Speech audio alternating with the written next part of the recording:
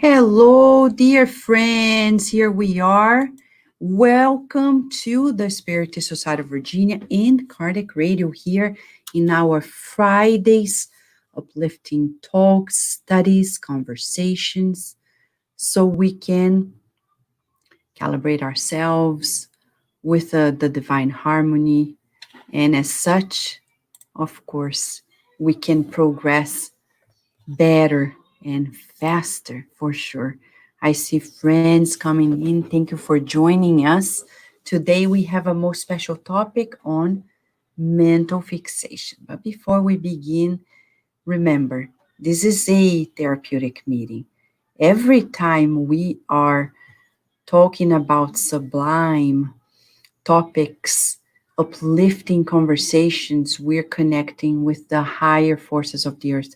Make sure you have your bottle of water or your glass of water or your jar of water nearby because it's a complete session. Your protecting spirits are taking advantage of your time to operate on you, your loved ones, on your house, the connections that you have in both realms. So let us take this opportunity to prepare ourselves. Ideally, don't go here and there surfing and thinking and cooking and cleaning. But if you have to do it, you have to do it. But if you can stop, stop. Tell your body, relax. Let's listen. Let's talk. Feel free to make comments. Feel free to ask questions, and we can interact with you too, okay? We're going to ask our dear Paloma to begin it with a message. Remember, this inspirational message is where we start marching towards. It's like entering in the Wi-Fi of the spirit mentors so we can start picking up on the procedures, the medication they are to deliver to us. Thank you, Paloma. Hello, everyone. We're going to start reading a message from the book, The Way, the Truth, and the Life, psychographed by Chico Xavier by the Spirit Emmanuel. Transitory Things, Chapter 72. They will perish, but you shall remain, and all of them will wear out like a garment. Paul. Ecclesiastes tells us about human vanities and affliction amid the maelstrom of unbridled earthly ambitions. Ever since the earliest times of the human family, there have been individuals who were involved in the false values of the world. However, it would take only a few minutes of serious thought about how transitory everything is in the realm of forms to grasp the sovereignty of the spirit. Just look at the ostentation housed in museums and the ruins of dead civilizations. What was the purpose of building such monuments and arches of triumph?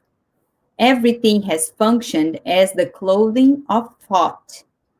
Ideas have evolved and the spirit has become enriched, whereas its old garments are long gone. The callous hands that built glossy columns learned the secrets of life through work.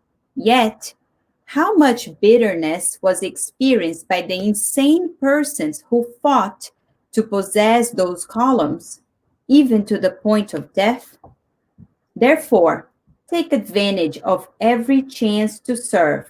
Look at it as a sacred opportunity on your divine pathway to God. Scarcity is invaluable because it brings discipline.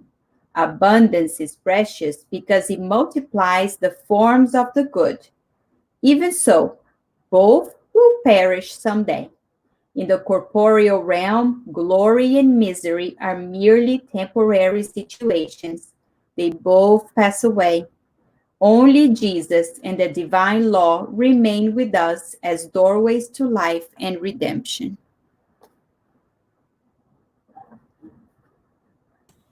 Thank you, Paloma.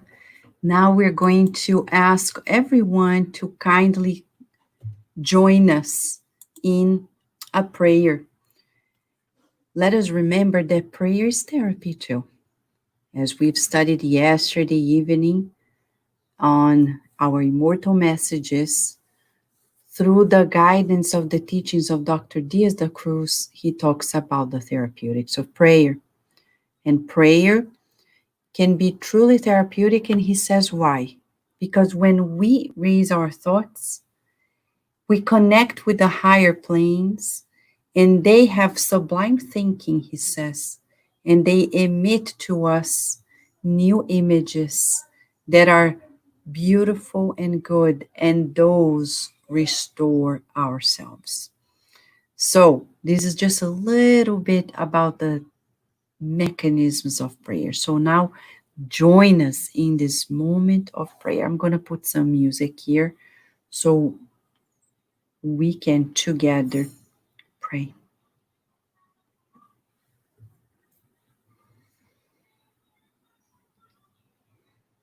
Okay.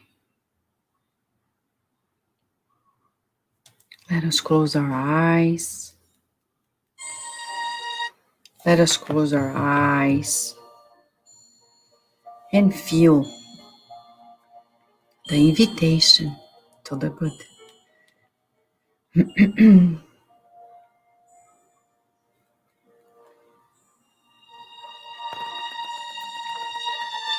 We thank you, God,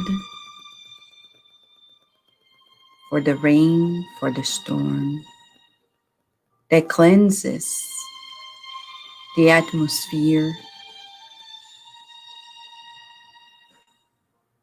and we feel more deeply prepared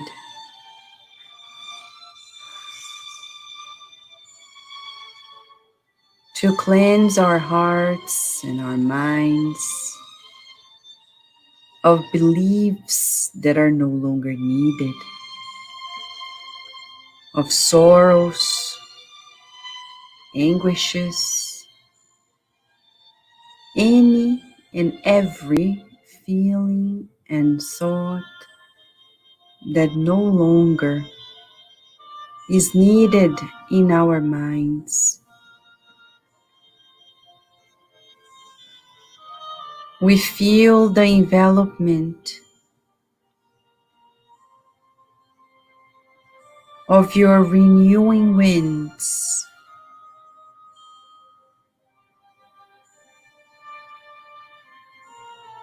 and we can already see ourselves freer from limiting thinking, from feelings that limit us, to absorb the greatness of your abundant love.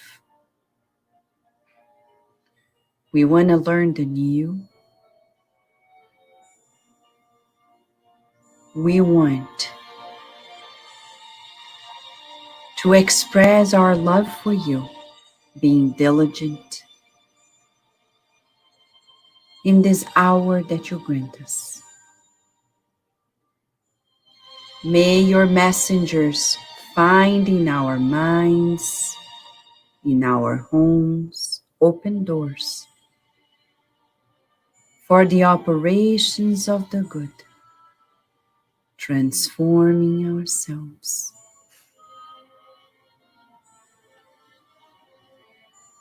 to what you've created us for. And through effort and repetition, we shall multiply the resources you have come to shower us with. Feeling the inspiration and the guidance.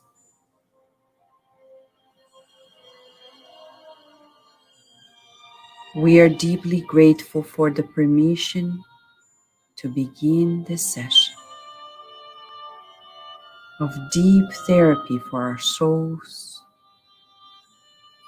for the spirits that accompany us, and so be it.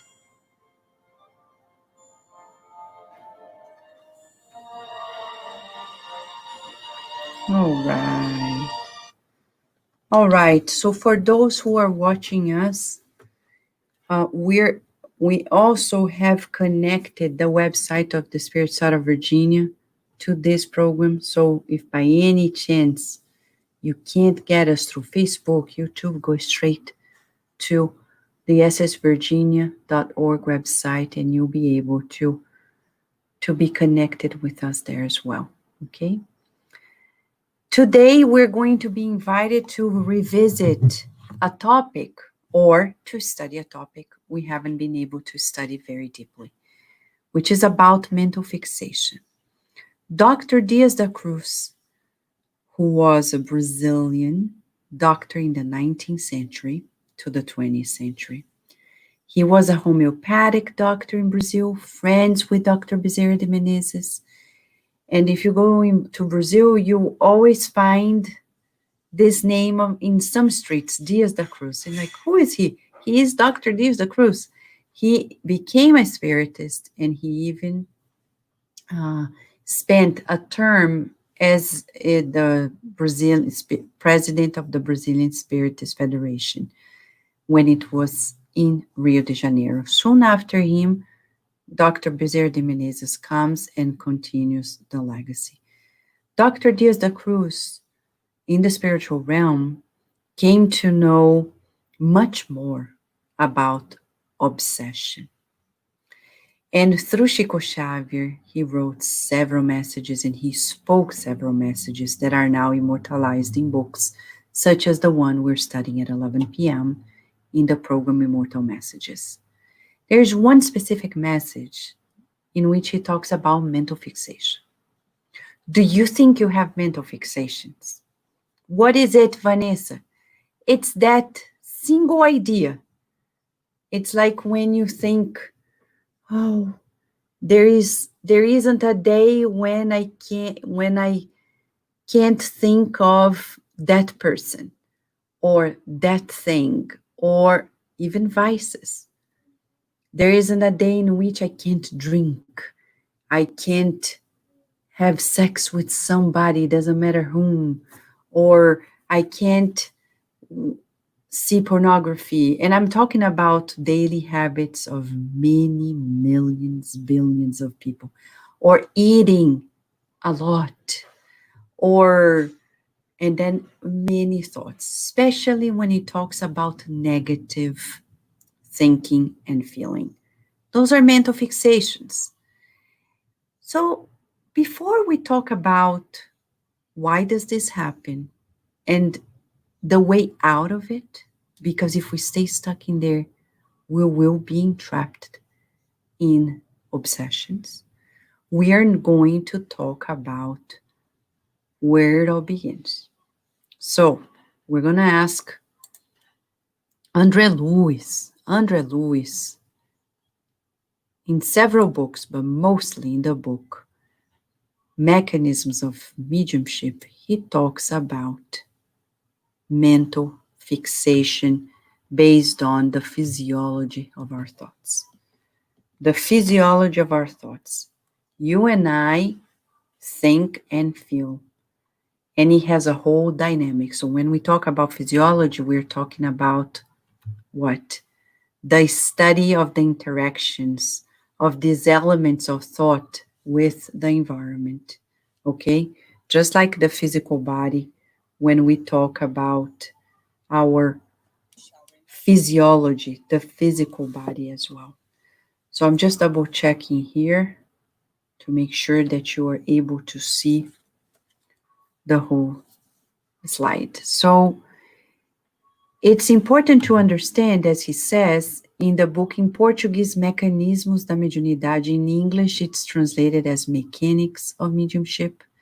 Chapter 4, André Luiz discloses to us something fascinating, that your thought, my thought, is within God's thought, the Creator's thought. Think about it. And you're like, what? Can you repeat it? Yes. Your thought and my thought are within God's thought. What does that mean? It means that if we don't use our thoughts within this alignment, we're going to suffer.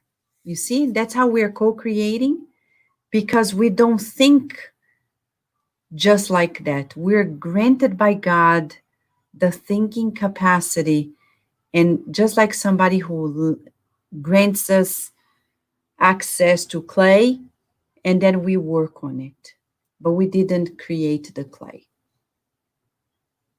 So that means that thought is matter. Yes. André Luiz explains to us that it's so tangible that it forms waves, and he says there are even particles. He explains to us that our thoughts contain, he names them corpuscles, meaning particles. He says they have positive and negative charges. Yes. And just as an analogy to atoms, he talks about this mental formations based on these subatomic charges. Okay? So our aura is composed of the currents of thoughts that are common, habitual to us. Mamma mia, this is huge for us. What are the implications of this? This is so, so, so, so important. It's going to change our lives forever, because whatever you think and feel, you are showering yourself with it first. So the question is, can you choose what you feel? Yes. Maybe not in a first pass, because emotions are externalizations of our own vibrations and our interactions with the environment and ourselves. But in a second moment, you can say, okay, I'm feeling sad. What do I want to do with it? Maybe just look at it and say, okay, sadness, I know you're there. Okay, show me, what's this about? And then we allow it to show us what it is. We say, we're going to choose to change it, because I appreciate you coming and telling me that this is happening. And I agree with you. It's sad, but it's not going to do any good if we stay stuck in that sadness, because life is beautiful. Because no matter what, and I'll give you an example. There was a time when Peter, the disciple, the apostle Peter, after Jesus' passing, many decades later, he kept working faithfully like his brother, faithfully working in the harvest of the Christ, helping people. But one day, Peter saw his brother being arrested unfairly, brutally murdered in front of him. And Peter went home feeling distraught, feeling terrible, and feeling he wanted to avenge the death of his brother. But he prayed. Instead of taking action and reacting, he prayed to Jesus and said, I need help. This is not right. I need help. I need your help. And Jesus came to him. He talked to Jesus, and Jesus said, look, these people, they will live. And he said, I know. But what is going to happen with this person who did this and that person? And he gave us the names of the people who cruelly murdered his brother. And Jesus said, for this person, he will live. For that person, he will live.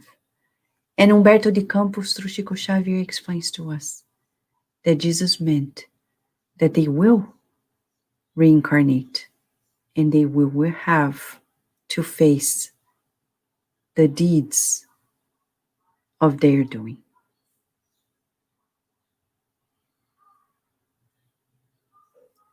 So Peter then understood inside of his heart that it was not worthwhile cultivating that vengeance, that feeling of vengeance.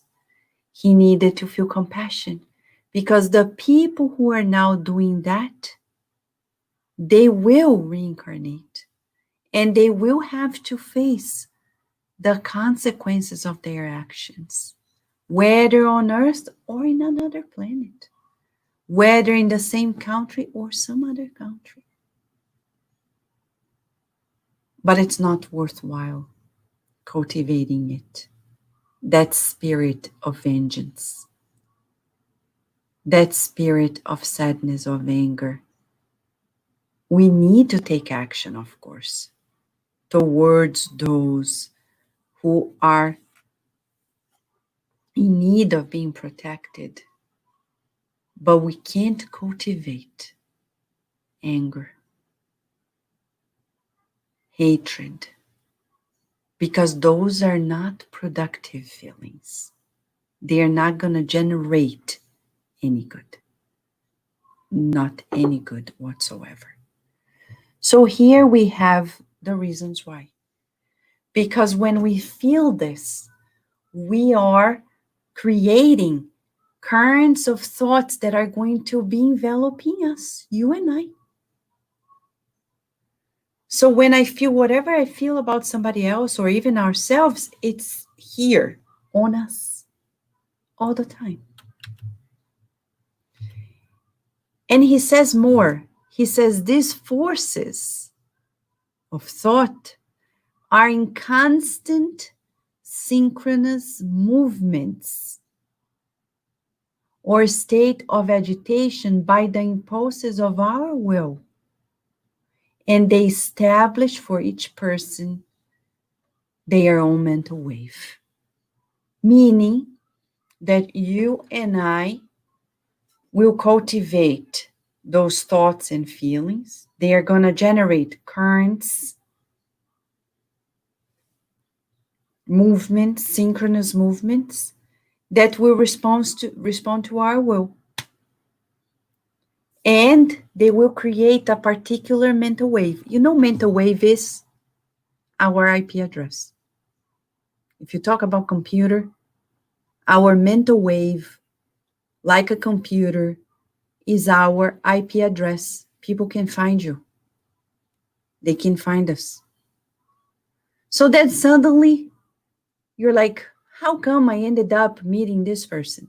How come I ended up getting to know of that person? How come I ended up working here or there? Your IP address. Your IP address made the connections. Once we have that IP address, which is our particular mental wave, we are going to create this mental matter. And André Luiz says, this mental matter is so tangible, though subtle, that it becomes moldable by our will. So you and I have the power, according to our will and our consciousness, to operate and mold what we want to keep in our mental body. So a quick exercise for you and I. If you take a pencil or a pen and a blank piece of paper, write down or draw what you think is in your mental matter, in your mental body. What kinds of images? What are they? And evaluate. Because most people say, but Vanessa, I pray a lot. And yet, but you're still in the back burner of your mind. There are many things you haven't resolved. That's why psychotherapy is so important with competent psychotherapists, of course. Because then you have the opportunity of changing the way, editing the way we're seeing that scenario. I can edit my mental body. And you can start editing now. You can choose who you want to be. You tell your story. If there's one thing we want to tell everybody is this: you have the power to tell your story, nobody else. If someone says, I know who you are, Vanessa, I don't think you do. You know. No, but you are, you say, I will tell you who I am. And then you will keep in your mental body who you are. We are co-creators. We're sculpting ourselves in the name of God. That's something people don't talk about, because when we talk about inner reform, inner transformation, that's what it means. Self-sculpting. You are your own Michelangelo. You are your own Michelangelo, and you are the very sculpture. Because you're going to look and say, this is who I am. And people are going to look, no, I don't think you are. Thank you. But this is who I am. And you're going to keep sculpting until one day people look like, oh my gosh, you're right. You are whatever you think you are, right? You are. Yeah, I told you. I was working on it. But we can choose. That's the power of our will. We can choose what we think. We can choose what we feel. We can choose who we want to be. And we're talking about an immortal construction. Immortal construction. But who tells us this? Few people tell us, if any. Because you hear people saying something and say, oh yeah, I'm an immigrant. Or I belong to this race or that race. No, no, no, no. Whatever they think, who are you? You choose who you want to be. And you make sure that you work on it in such a way that people will perceive it. You're not going to enforce, but you're going to be who you are.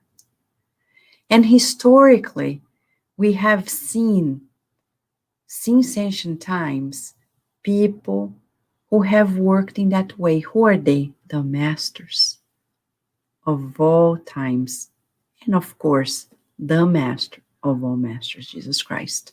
People looked at Jesus and said, hey, you, Nazarene. Hey, you, Galilean. Hey, you, pilgrim. Hey, which is almost like nowadays, like, hey, you, immigrant, right? Because he was going here and there. And who was he? He said, I'm the Son of God. And some were like, ha, ha, ha, ha, ha. Really? He said, yes, I am the Son of God. I came here to implement the kingdom of God. And in the book Good News that we're studying on Sundays, and if you want to join in, you can join in. Just go to our website, ssvirginia.org, to find out how. You will see that in the book Good News, we have our chapter 3, actually, talking about that encounter, which is actually this Sunday. We're going to discuss about that. That encounter when one doctor of the law, one Pharisee comes and have that feeling of superiority before Jesus. And see how he responds. He doesn't react, but he responds. He chose, not only at that moment, but he chose ever since to be who he wanted to be, the Son of God. But who are you? You are not from this country or that country simply, from this race or that race, from this socioeconomic status or that. You are a child of God too. You can say, I am a child of God. But you were born in, no, but it doesn't matter. This life I was born there, but who said in another life I wasn't born somewhere else? It doesn't matter. It matters this life. No, for me, it doesn't matter.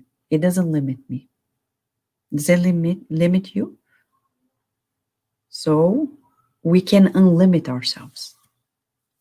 This way of thinking that Spiritism brings to us is truly liberating. It's freeing because it brings to us the awareness that we have a powerful will to co-create with God our own selves, meaning we are the Michelangelo and we are the very sculpture of Michelangelo. So here's our homework. Who do you want to be? Who are you? What is in your mental body? Do you want to change anything? And how do you want to change it? Think about it because we can change it as we speak. And then we're going to sing messages of the immortal messages like this message, Thought by Lourenço Prado, and others that we have studied. I'm just giving you references so you can watch other programs as well to grasp more information regarding the power of our thoughts. It's so powerful that we create these IP addresses, our mental waves, that will vitalize all the centers of our soul. So, however I think and I feel will create a particular vibratory imprint that will be particular to you or particular to me. And what happens next? I will make connections, associations, interactions at each thought and each feeling. You don't need 2 thoughts or 3 or 4 to make a Wi-Fi connection with other minds.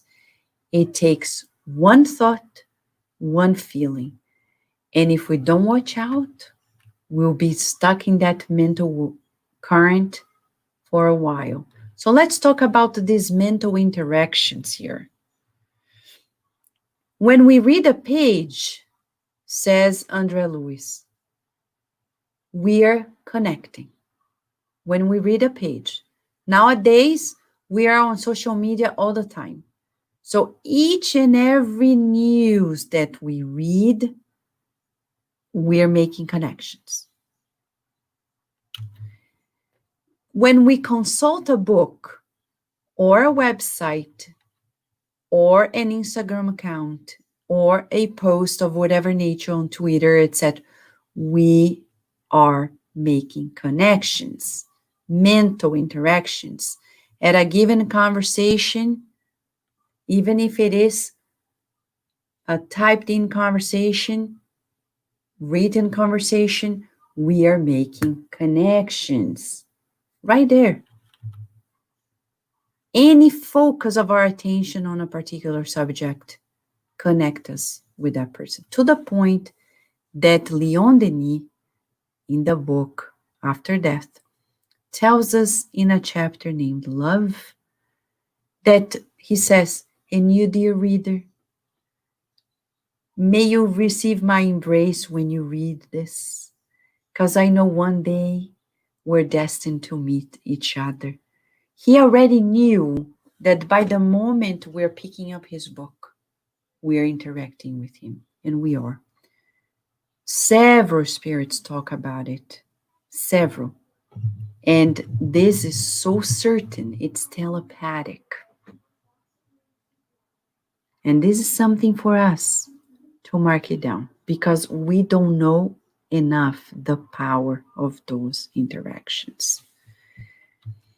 He says, all these actions put us in spontaneous correlation with the incarnate or discarnate intelligences with which they harmonize through the mental loads we have accumulated and we transmit in form of pictures or serious sparks. So hold on to that thought over there. Think about a beautiful book, like you're reading the book Thought and Life, Paul and Stephen, The Gospel According to Spiritism, The Way, the Truth, and the Life. There's so many beautiful books, thank God, accessible to us. Because some people think we will access to them. They keep in the shelves, on the shelves, and they think, one day I'm going to read. And then you discarnate and you find out that in the lower zones, there are no libraries, no bookstores. And we'll spend years or decades or centuries away from the treasures. So we better read, memorize, because if we one day don't have at hand, at least we have in our hearts.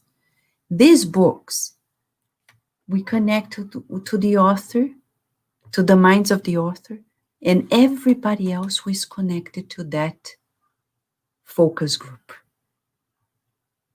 This is about focus groups, mentally speaking. Now, think about when you're spending the days reading the news and you're connecting, and that fear, like, oh my gosh, what's going to happen next? And I'm afraid. Turn it off. Say a prayer.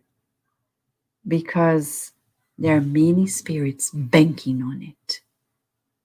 Many discarnate spirits who have nothing else to do but to bother people's lives and make them feel afraid, desperate.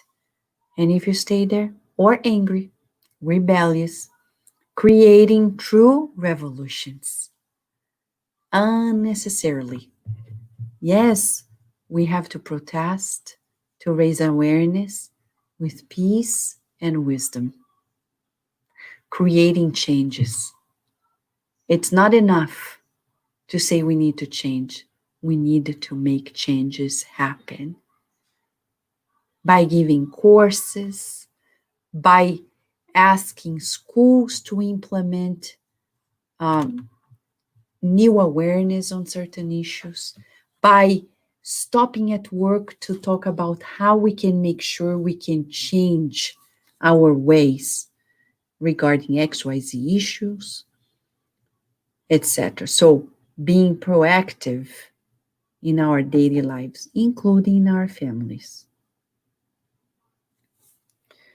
So, Andre Lewis says the power of these mental interactions to the point that he says, at each moment, we're going to connect, and I'm going to go back here.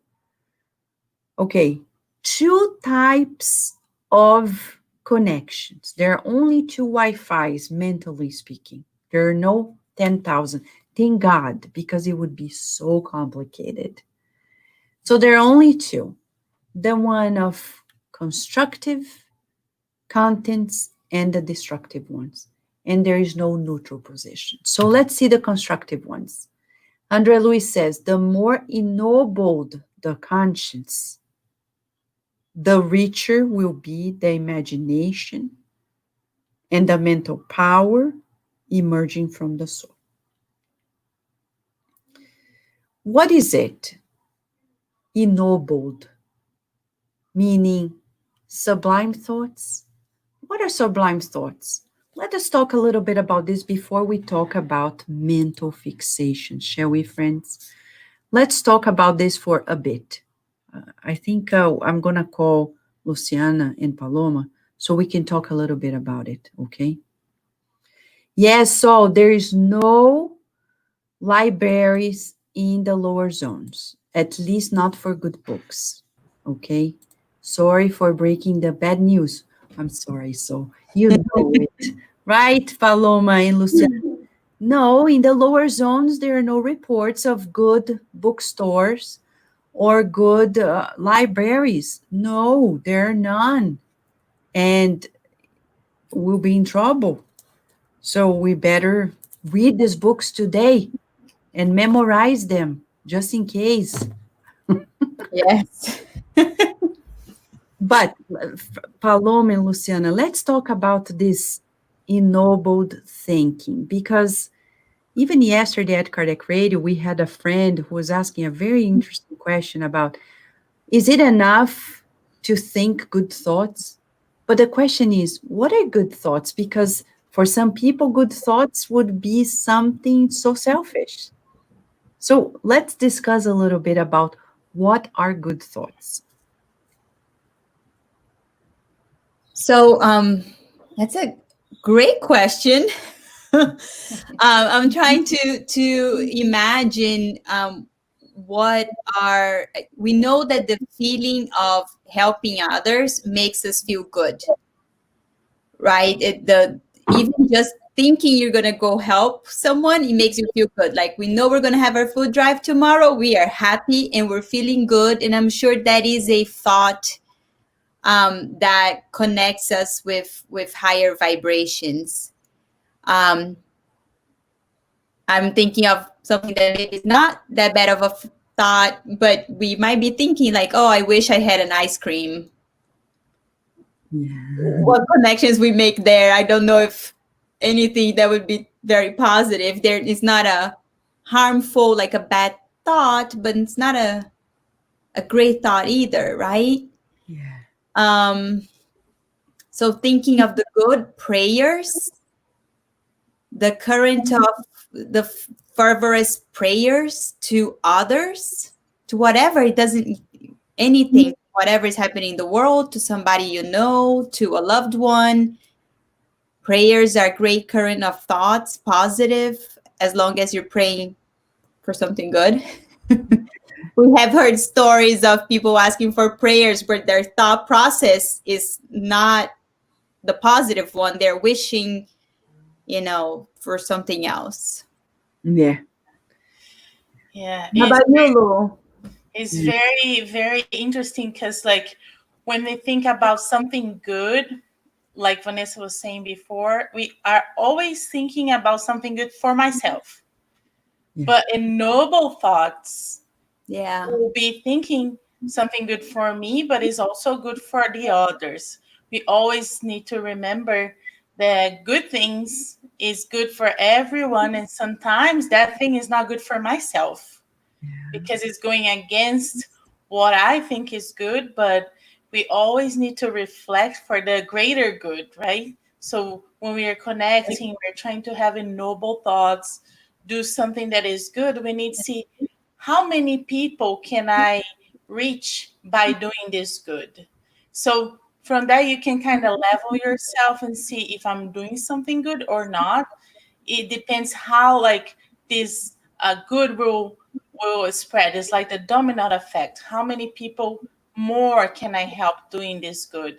Because if I'm doing just good for me, everything is much simple, right? So I'll be thinking about getting the ice cream, about getting a house, about getting a new shoes or something.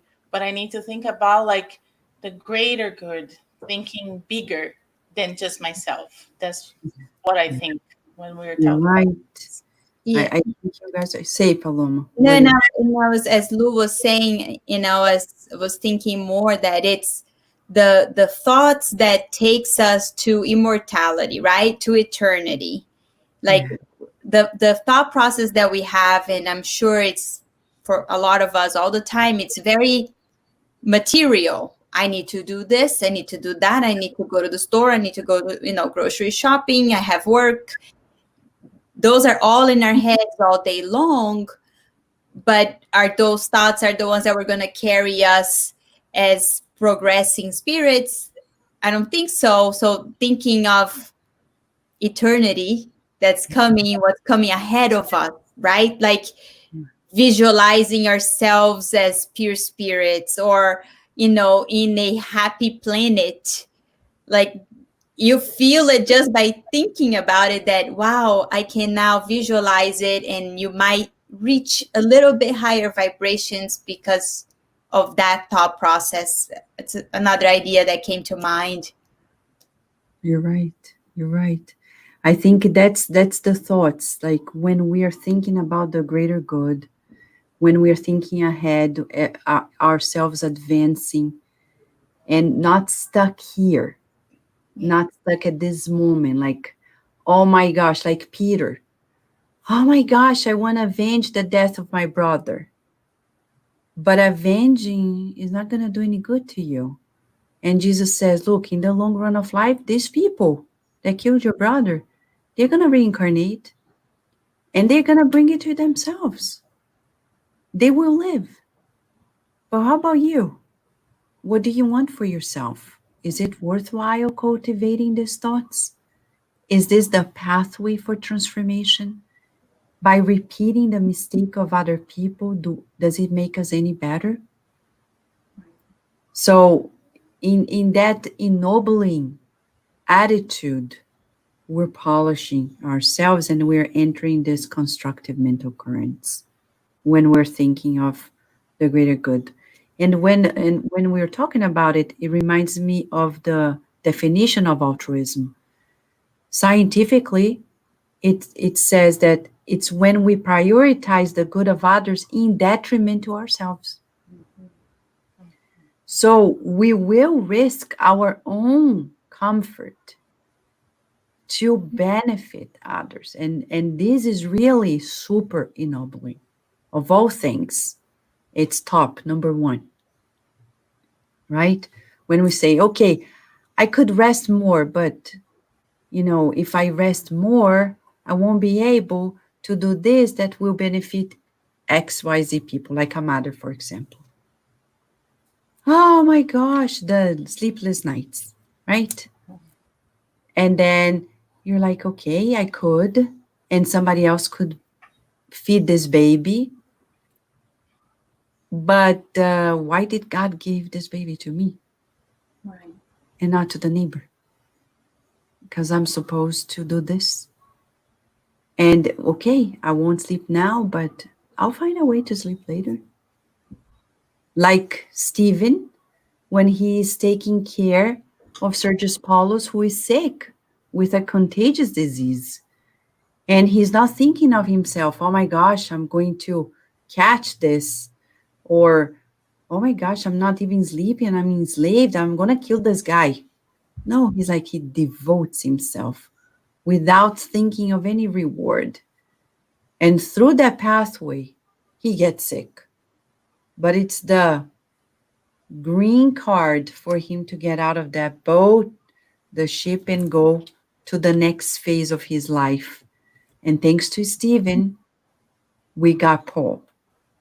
And we got to know the Christ, literally. But he forgot of himself. He forgot completely about himself. I think Maria Inês is here saying, seek the good, visualize the good, feel the good. Exactly. Good to see you here, Maria Inês. A big hug to Robert, too. Big hug.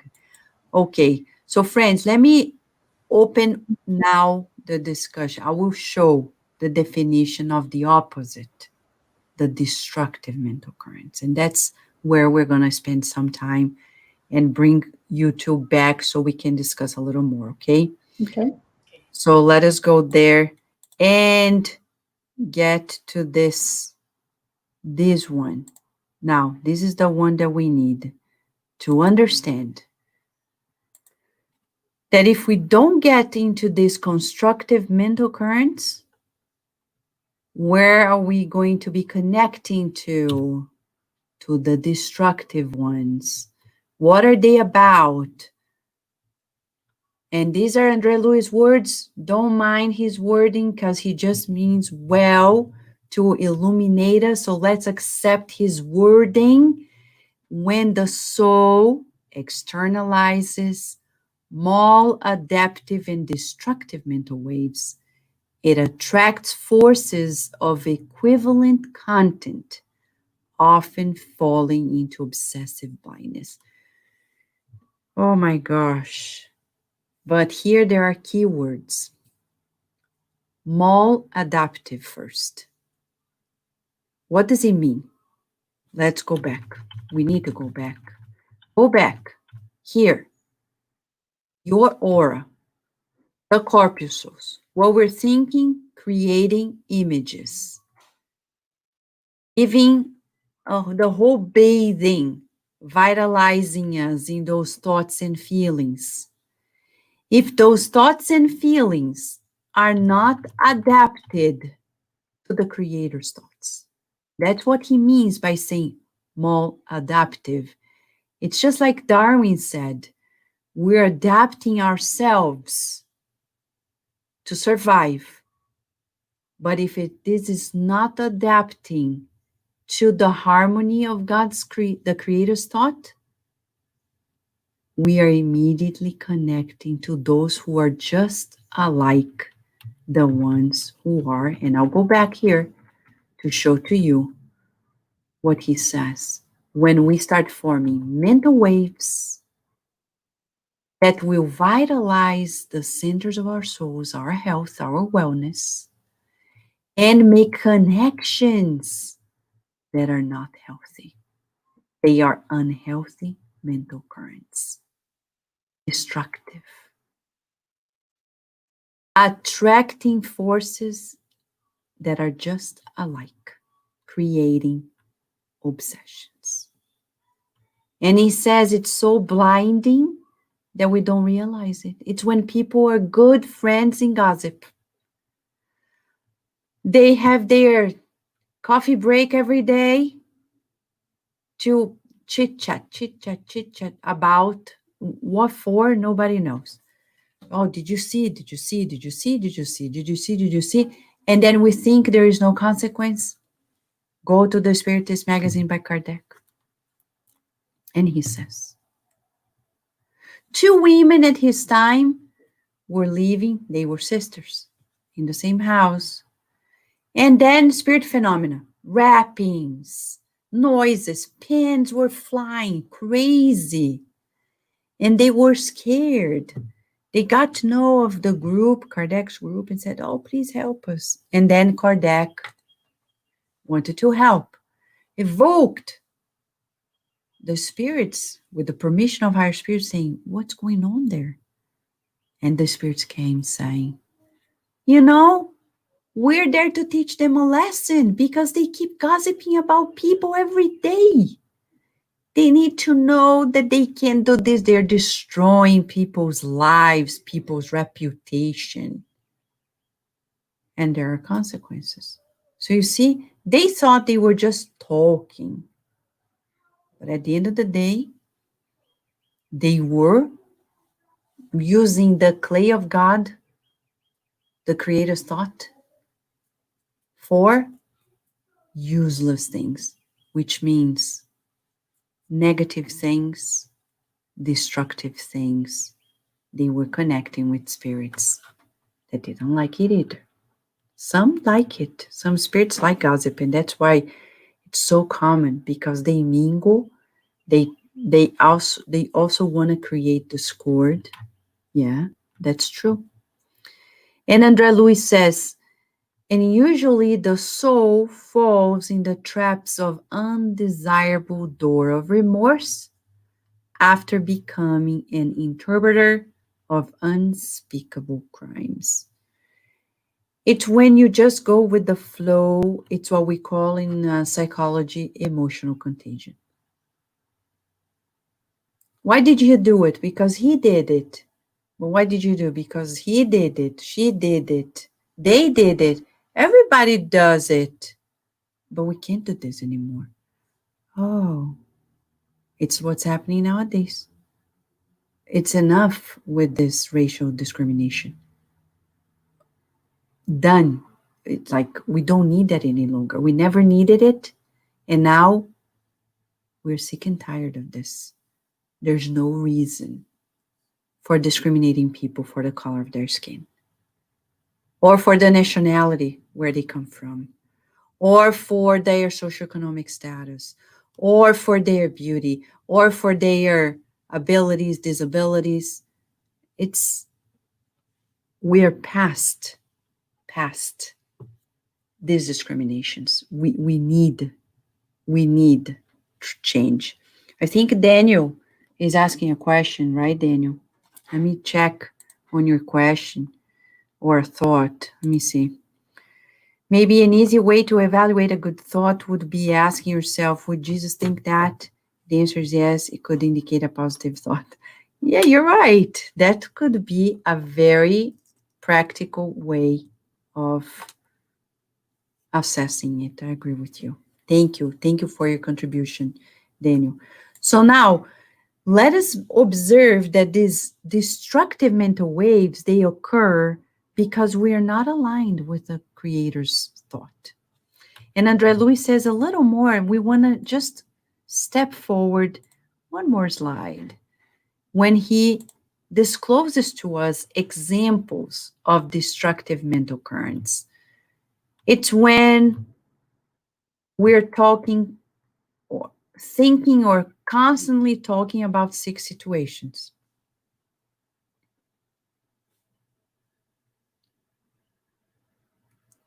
Unnecessarily, right? Because doctors need to talk about people who are sick. People who are legislators, they need to talk about the difficulties so they implement transformations in the law. Educators need to talk about disruptive behaviors, but they are doing so to address them. But usually we don't think and talk about it with that purpose.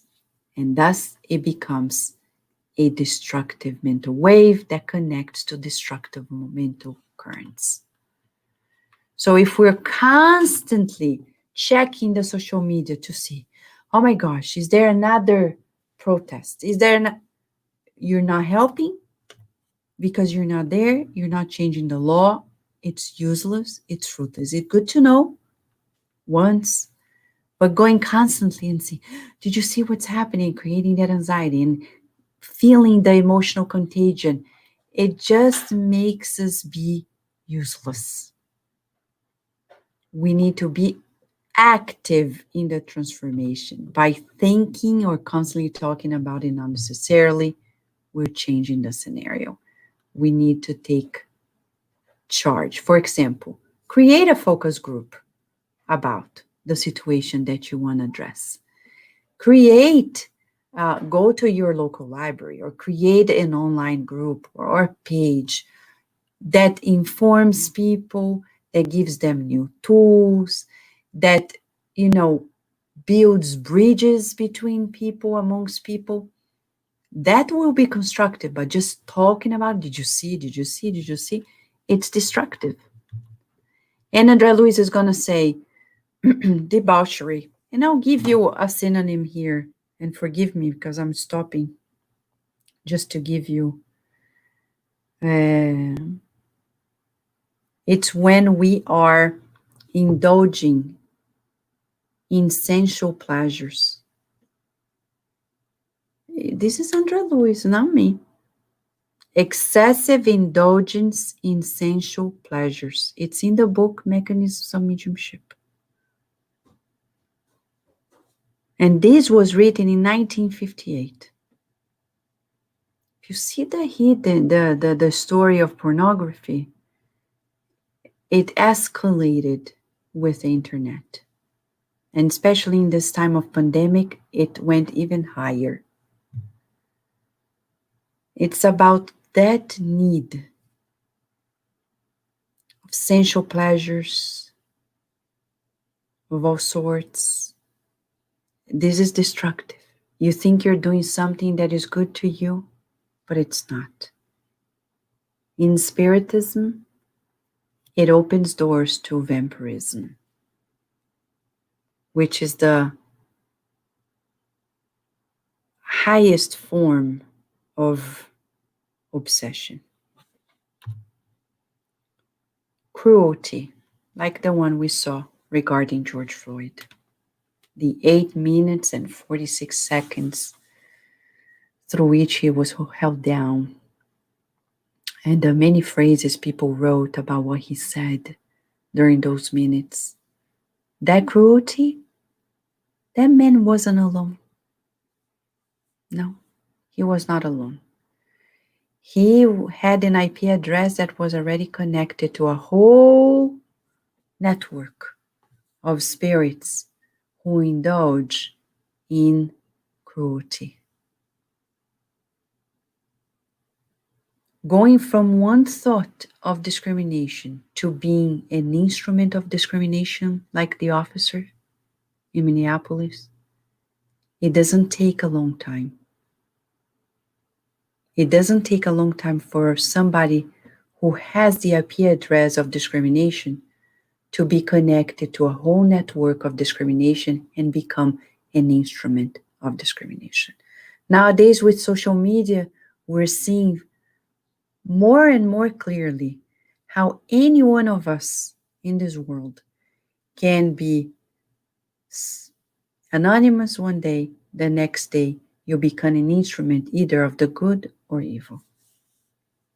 But that's a sign of our connections with the true networks of life, which, is, which are the mental networks. So, an assessment question for you and I: which mental network are you investing on? Because at any given point during the day, we fluctuate from one mental current to another, constructive and destructive.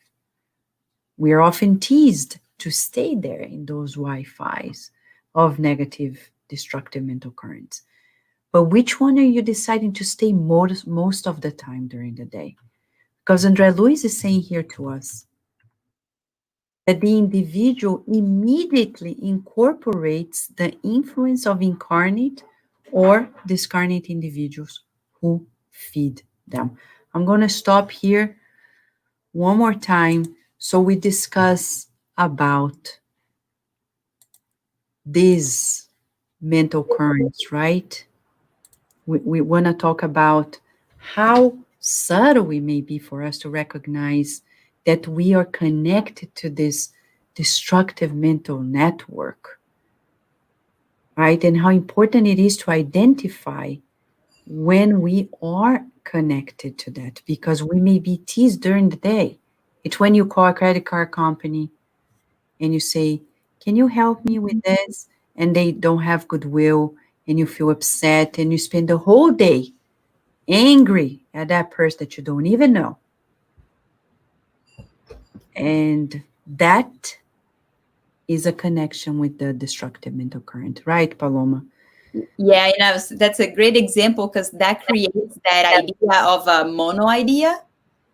You have a mental battle with someone, and then you have a conversation all day. I would have said that if they told me that, and I would have done this, and it's all in our heads, and that's what creates this very destructive mental currents. And the other point that you mentioned already, Vanessa, that I think spiritism brings to light on, you can read on the Spirit's book, that we understand that we don't need to perform the action to actually already be doing it. So just having the thought of something negative, you're already halfway into the action. So putting together this with the mental currents, I don't know. You are a gun owner. You're halfway there. You're already with a gun, because you only have a gun if you have the intention or you're trying to shoot. And then you're already there. Then something happens. You're connecting with all these mental currents, and who knows if that would be sufficient to push you towards the edge, right? Because we know that these people that are doing what they're doing, they are being pushed to the edge. Yes. They're not alone, and they are vibrating and connecting and surrounded in their aura by it, but they are being, incarnates and discarnates. It's not only the other side, right? It ends up being all of us together in the big melting pot. Yeah. You're right. You're right. Like a gun owner. I loved your example because it's so, people justify, oh, but you have at hand something to kill. But I need to defend myself. But you want to kill somebody to defend yourself. I mean, you already prepared yourself. You're halfway through, and all you need to become an instrument of killing is just one more thought, one more feeling, and you're right there. Boom. So, I mean, recognizing the scenarios is so important to see when we enter the frequency of destructive mental currents. you know, right? Yes, and I was just gonna mention that these currents that we have, the thoughts that we have, is almost like we need really to know who we are, because as we are reincarnating on planet Earth, it's kind of more easier for us to be vibrating more connected with the destructed than the constructed sometimes, I feel, because you Yeah. see people around you always angry. If you say something, they're already like on top of you, screaming at you, why are you doing this and not that? So it's like we need to analyze how we are vibrating, because we want our aura very clean and connecting with the good, but it's an effort. Like we are been talking a lot about discipline this week's. It's a lot of effort for us to clean and make sure our connection and things, goals that we have in life is more elevated, because being here and being so influenced by our old self and all these disincarnated spirits, it is difficult for us to be thinking and doing the good constantly. So we need to really learn who we are, because we are progressing, but sometimes it will be easy for us to have this downfall, to do something not very happy, like I'm gonna eat a bowl of chocolate ice cream, because this is what I used to do all the time. Oh, I'm gonna have my gun because this was what people used to have, like to protect their land. So all this stuff that we bring from other lives, like previous lives, and how we are growing up now, affects a lot how we think. So we need to like kind of cling a little bit to see if we can bring it back, these good connections that is inside of us. But sometimes, because a lot of pains, a lot of influence that we have surround us, and reincarnations, we ended up being more into the not so good connection. Yes, and it's so true because many people say, "Oh, I don't know why I'm so sad, I'm depressed." Remember, from previous lives, we create thoughts and feelings that still radiate and we connect. And once we connect, we needed to understand what we do with it. Now we have a choice to say, "Okay, I'm feeling unsettled. I don't want to keep feeling this. I want to change." And then we go change it. But we need to be very, very effortful. Like we need to push our will towards the good, which is goodwill, to really change it. Now let's talk about mental fixation. Paloma talked about mono idea or single idea. It's when we keep focused on one thing. There are people who spend their whole lives thinking about a certain topic. That shows to them that it's a theme for them. If it's a good thing, like, oh, I want to build a hospital. Okay, that's good. As long as you are in the environment for it. Some people think of, I want to buy a hospital, but there's nothing that points towards that direction. Okay, in this life, God wants you to do whatever. One day, maybe you're going to build a hospital, maybe in another life. Right now, we need skills and resources to do that. But what are the mental fixations that we have that are destructive? And this is bad because the good is not fixed. Let's stay here. I'm going to show you why. I'm going to show you why only the negative is this way. Compare. This is from the book Psychophonic Instructions. It's taken from Dr. Diaz da Cruz message on mental fixation. He says, let's compare. All good is expansion, growth, and harmony, and all evil is condensation, delay, and imbalance. Let's talk about this. Mental fixations are, oh, sorry, it changed.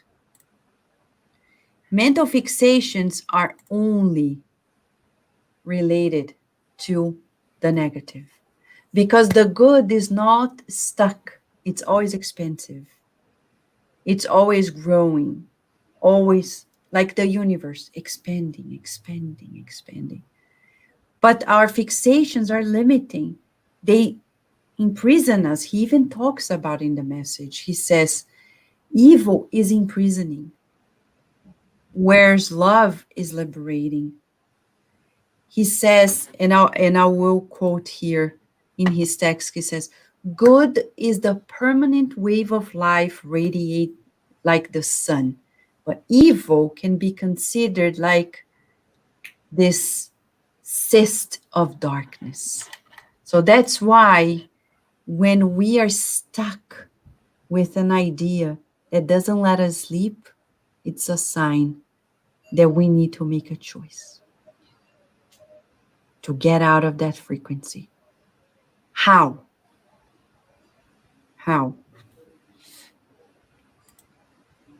The good spirits say, observing the agents of mental induction, observing our conversations, Andrea Luiz says, observing what we read, and nowadays not only books, but social media, contemplating a picture, you see?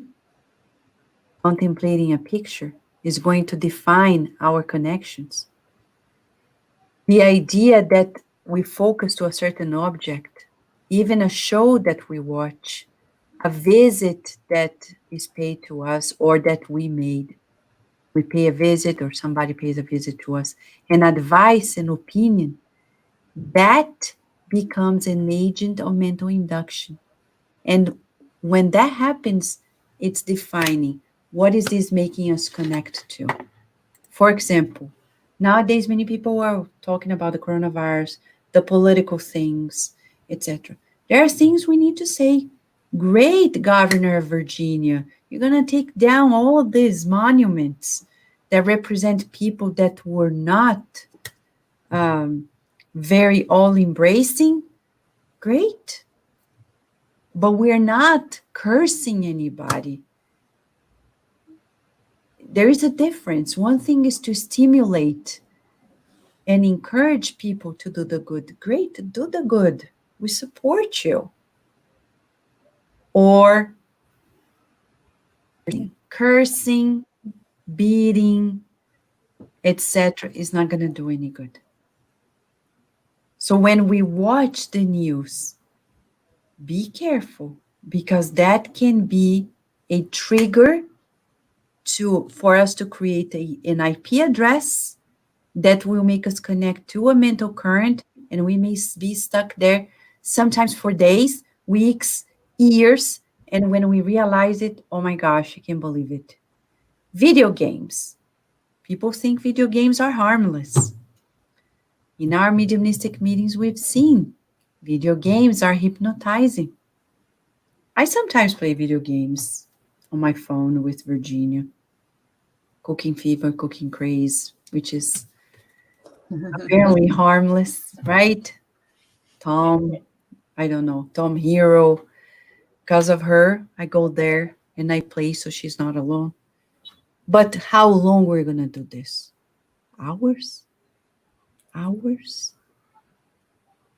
If I start playing for hours, it's a sign I'm hypnotized. And vampire spirits start sucking on my energy, and I become very unproductive. Oh, Vanessa, but I do this and I work and I pay my bills. Yeah, but who said in your reincarnatory plan it's written that you're supposed to pay your bills? I've never read in any spiritist book that the goal of our lives to be fulfilled is to pay our bills. Mm-mm. It's about moral milestones. If you're living a selfish life, it's a destructive mental current, because it's just about your pleasures. There are people who are sick, and then instead of illuminating ourselves, like we tell children, why are you watching this program? Oh, because it's funny. But is it making you any smarter? Oh, but it's so cute. Okay, but is it making you grow? Are you learning anything? No. So it seems harmless, but it's not doing any good either. So it's harmless. It's harmful. Apparently harmless, but deeply harmful because it's a waste of time, a waste of vitality. Mental fixations are so dangerous. They push us to the abyss of obsessions, and once there, it's very hard. I would recommend on Saturdays at 1:30 p.m. Eastern Time, people who can watch either live or on demand. Carol Correa and Sunshine are studying the book Liberation by André Luiz Trujillo Xavier, and that book is all about that, how people enter these mental fixations, connect to these destructive mental currents, and then hundreds of obsessors start ganging up on us. And to get out of this, it's a whole lot of work for many dozens of entities of the good that need to rescue one person, but they end up rescuing hundreds just to reach that person. It's a lot of work. I think we're tired of being troublemakers in this universe because we've been for many lives. We've been giving headaches to our spirit guides, mentors, to Jesus because we don't want to walk the line. And not walking the line doesn't mean fulfilling the human laws. We're talking about the divine laws. It's about being less selfish and egotistic because once we are there in selfishness and pride, we're in trouble. So I wanna wrap up before the passes by discussing these ideas and the importance of the remedy, right? If we ask about the remedy, it's here. The perseverance in the good, in goodness, choosing the good. You're watching a program, think, what does it give me? What does it make me grow? You're connecting to a network. So, Luciana and Paloma, let's talk a little more about this technique that we can use to get us out of these mental fixations and into these constructive mental currents. I think Spiritism brings to us that we are responsible for our thought. I think this is the first recognition for us to be able to make a change. We cannot any longer say, oh, this is happening to me, or even I'm having mental fixation because of, I'm connecting to thoughts, but we are making a choice to connect. So that's great because that means we can make a change. It's on us. Is it going to happen? Yes. Probably multiple times a day. As Vanessa was saying, we're oscillating between these frequencies, but the fastest we snap out of it, the better. And I think that brings what Lou was saying, that it's all about knowing ourselves. So you need to be able to recognize these emotions that are taking us to places that might want to stay there, but you shouldn't. So, okay, I recognize that I am sad or I'm fearful, and then saying, okay, but, and change to the positive side of, but I believe in God. I don't have to be afraid. Or, I had a bad conversation, but you know what? That person doesn't know any better. I'm already, I'm going to forgive it, forget about that conversation. And now I feel better. So to me, it's recognize those emotions and thoughts that we're feeling all the time, and then replace it with a good emotion. Yeah. Yes, that's good one. Replacing with a good emotion. Thank you, Paloma. Lu, Yeah, I was just gonna say that like there is only to network, there's only two things: or you're doing something good, or you're doing something bad. So we always need to think, okay, I'm watching, I'm reading, but like you were mentioning, what am I gonna put this in my life? Is that going to be something good or not? So we always need to ask the question, like Daniel said. I always say, what would be Jesus doing at this time? You know, is he going to approve of what I'm doing? Am I doing something good for me that will be good for others afterwards? Because it's like we are investing, because time is not ours, time is God's. So how are we investing and using this precious time that he's giving to us to do something good, to do something that is not good? So it's very important to like know who we are, know our goals, and like we're learning, we're trying to get better. We still have a long pathway to go to be perfect spirits, just like Jesus. But like at least now we have all these books, and Liberation is a great book for a liberation for ourselves, for our souls. And like we need to know, we need to read, we need to get to more information so we can make this decision, because sometimes we don't know if we're doing good or bad. So as the much that we invest in our knowledge will make a better decision to be doing good and not good stuff. So we need to focus on that to see, what am I doing? It's good. If it's not good, I need to switch. And like this morning, listen to Louise Hay meditation. She really helps you to change the cycle, everything. There's many visualizations.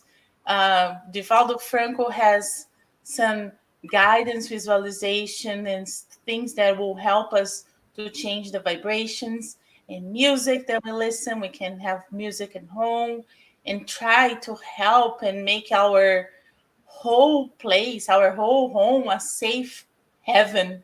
So we know, like, oh, if I come here, the music is playing like this, I'm gonna vibrate and do good things. And so that way I know when I'm getting out of this good vibration, that like, oh, I recognize that I'm going out and let me come back. So we need to know how to come back and change the bad vibrations and bad connections. Yeah, that's beautiful.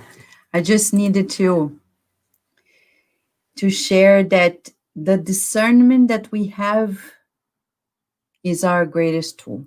Goodwill and discernment. So we need to put mind over matter. For the longest time, for many lives, we have done things instinctively.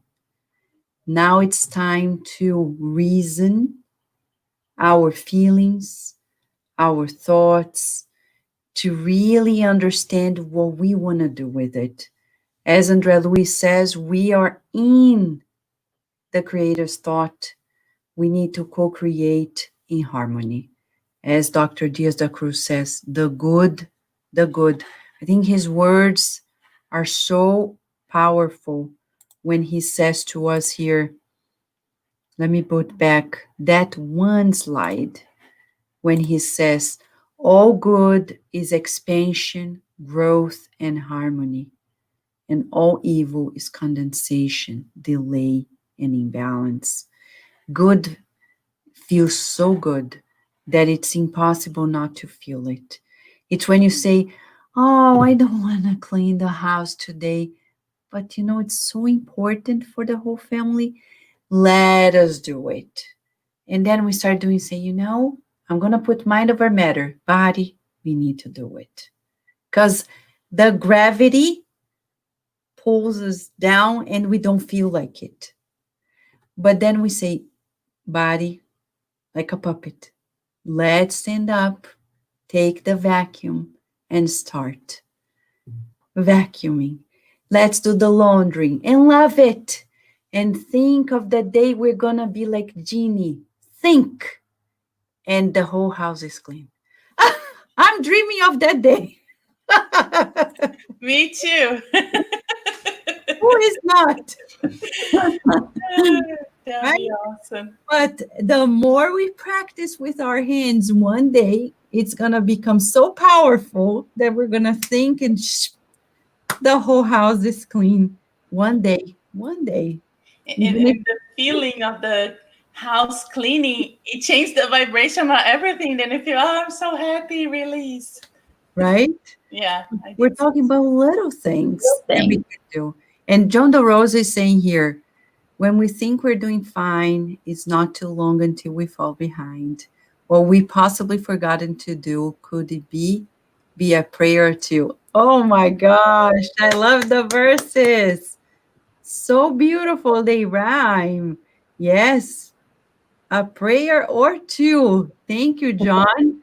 Beautiful. So, friends, now in this tone of joy, because this is good news for us, right? We're not stuck. We can free ourselves. We're going to ask our dear Luciana to conduct the spiritual passes and then followed by the prayer by Paloma. But don't forget your bottled water. Keep it there, quiet. Tell the family just 5 more minutes of quietness so we can all together join our forces and move forward. Okay? Okay. One before Saul Souza has a question. Okay, one more question before we go. Before the passes. What to do if someone in our family likes to be connected with something not good? Like watch bad movies, like horror movies, or keep how to keep a good vibration. You, beautiful question. What to do, right? What to do? We would say pray, because your guardian angel, the guardian angel of the person, and I say guardian angel meaning the protecting spirits, they also want us to raise our vibrations. Let's first pray and say, please help me so we can get ourselves on the same page. Once we attune with them, we have a team to take action. And what is the action? One day we're going to find a way to talk to those family members, say, I've heard that when we do this, bad spirits come. Did you know? I'm just sharing. I don't know. I would rather not do it. But we're not preaching. We're just saying. And we tell it our children or one another, saying, we're not going to enforce saying, from now on, no horror movies in our home or else. And then it becomes a battlefield. Yeah. And then it's worse, right? Yeah, I think is a good step is just saying like I don't like this type of movie. Like you said, you tell the reason why, and you already withdraw yourself to watching. So okay, if you want to watch it, you watch yourself. I'm not gonna be part of it. And then they start saying, oh, now I'm alone watching this, and then things start changing eventually. And if they ask, you can say why, right? You can say, Yes, yeah, because yeah, it doesn't bring any good vibrations, right? yes. All right. Thank you for the question. So now let us prepare ourselves, okay? Let us prepare ourselves for this very, very moment. So let us close our eyes, dear friends. If you can sit straight up, so your chakras being aligned. Let us feel these loving vibrations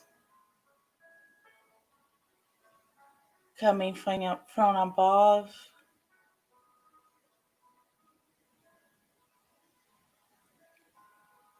As the rain that fall from the skies, cleansing our planet, we feel the raindrops falling on us, also cleansing our aura, cleansing our body, dissolving and washing away all the not elevated by connections that we have, making a space for us to make a greater connection with the mentors, with the doctors and nurses that are surround you now.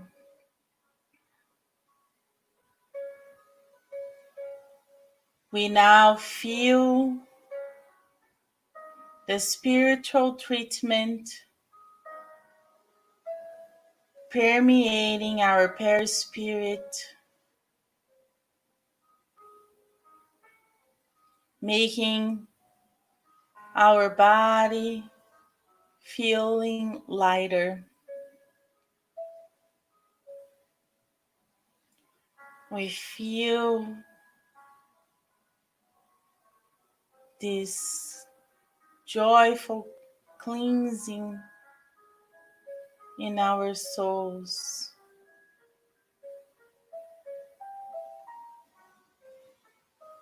And as we receive this treatment,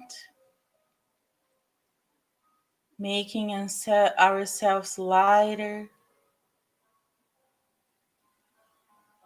we can start flying away in direction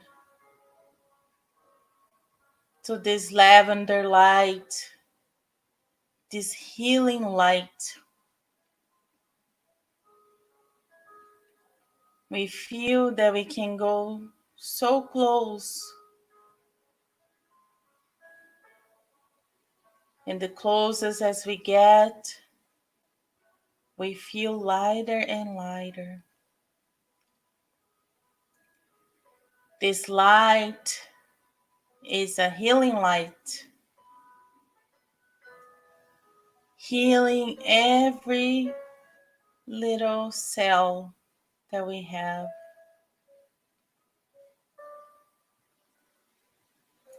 healing our perispirit.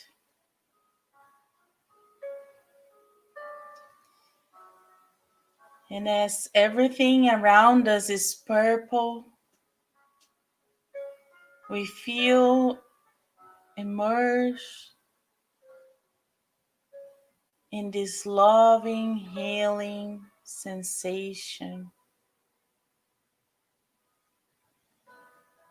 We know that Master Jesus, Mother Mary are working on us in this healing treatment.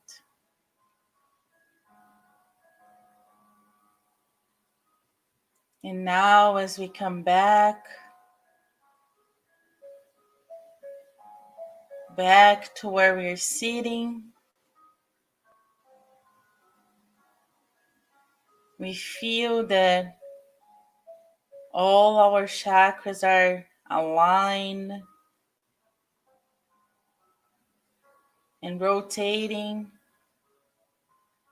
in the right direction,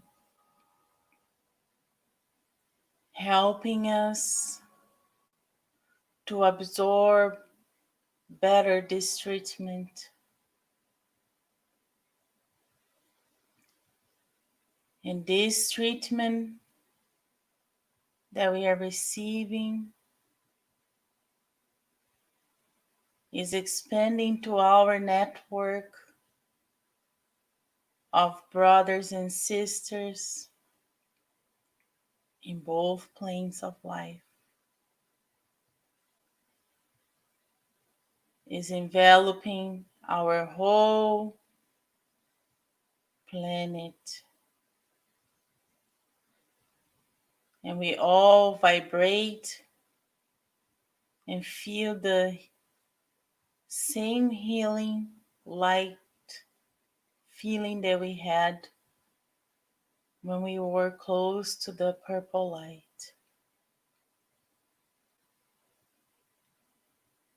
And as we continue to absorbing these healing vibrations, we'll move to the prayer to finalize these therapeutic moments.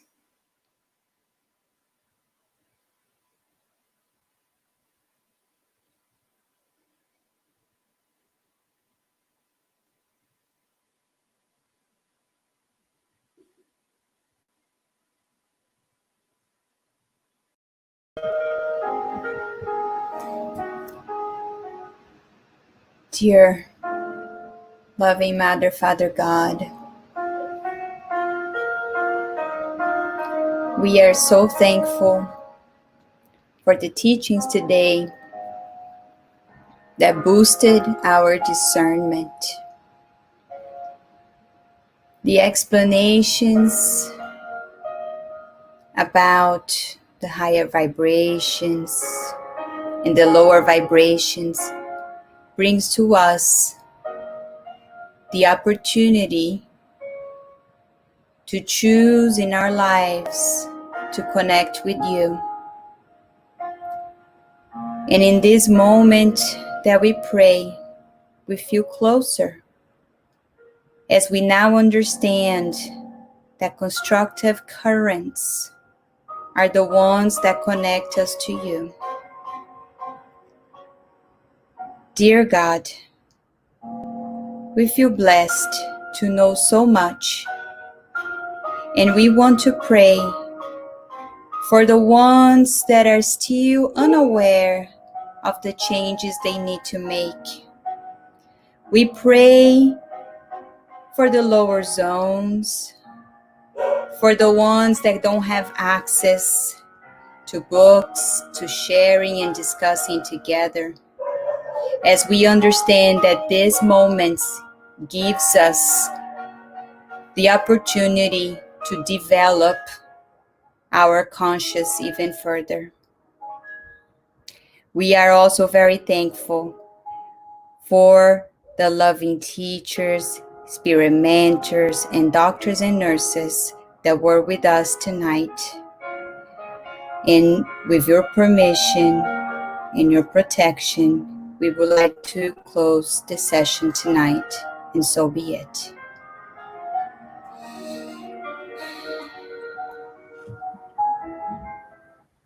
Thank you, Paloma and Luciana. Thank you, friends. And a reminder for everybody, as Paloma mentioned already, tomorrow, yay! Yay! Tomorrow there's the food drive from 11 a.m. to 1 p.m. in front of the Spiritus Society of Virginia Center. It's at the parking lot, right in front of it. The donations, you can go to our website, ssvirginia.org, to get to know more about it. And let us just know that because of course, the needed social distancing, we're not going to get into the center.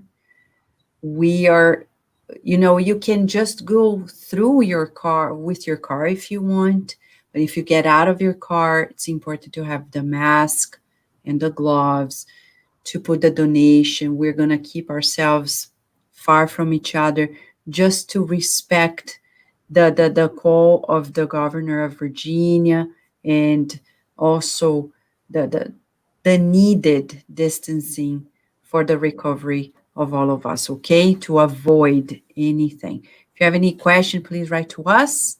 We thank everybody. Thank you, Paloma. Thank you, Luciana.